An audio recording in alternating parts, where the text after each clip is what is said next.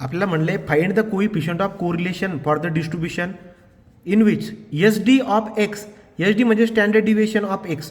तो standard deviation of X म्हणजे standard deviation दाखवतात सिग्माने. Sigma X is equal to 4 आहे.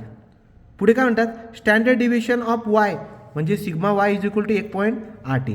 Coefficient of regression, coefficient of रिग्रेशनचा मिनिंग काय झाला बरं का बघा. तो coefficient of regression of Y on x is 0.32. तुम्हाला काढायचं आहे कोइफिशियंट ऑफ कोरिलेशन. म्हणजे सांगायचं तात्पर्य काय आहे की एक टर्म असते कोइफिशियंट ऑफ रिग्रेशन, ठीक आहे, त्याला मी बीने दाखवतो. आणि त्याने काय म्हटलं आहे coefficient of regression Y on X म्हणजे बी वाय एक्स, काय म्हणता येईल त्याला बी वाय एक्स. तो बी वाय एक्स किती दिला आहे तुम्हाला 0.32.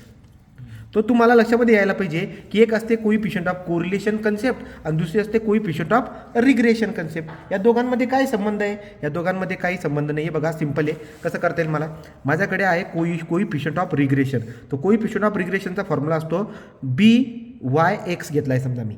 तो coefficient of regression is equal to coefficient of correlation into sigma Y by sigma X. आलं का लक्षात? वाय बाय एक्स आहे ना, तो sigma Y by sigma X. 2 मार्काला त्याचं हे पण येतं मल्टिपल चॉईस क्वेश्चन MCQ याच्यावरती राहतं ते. तो बघा coefficient of regression is equal to coefficient of correlation into ratio of standard deviation. आलं का लक्षात?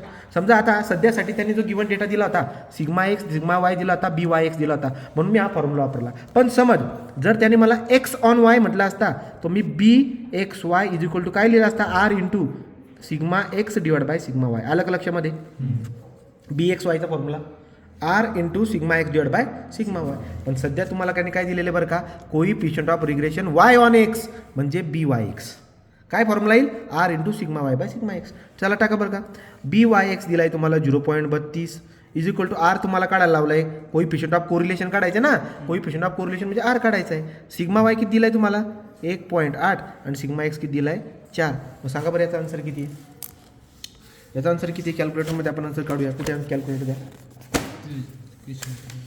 तर याच्या कॅल्क्युलेटरमध्ये आन्सर काढून घे बघा. ऑन 0.32 हे काय 0.32 त्याच्या पुढे इक्वलचं चिन्ह आहे बघा इक्वल. सो अल्फा इक्वल पुढे काय बरं का आर म्हणजे अल्फा एक्स इंटू पुढे काय 1.8 divide by 4. Shift solve answer equal किती आहे 0.71. किती उत्तर आलं बाळांनो? R is equal to 0.711. हे बघा अशा पद्धतीने तुम्हाला 2 मार्काला MCQ येऊ शकतो किंवा 5 मार्काला गणित देखील येऊ शकतो.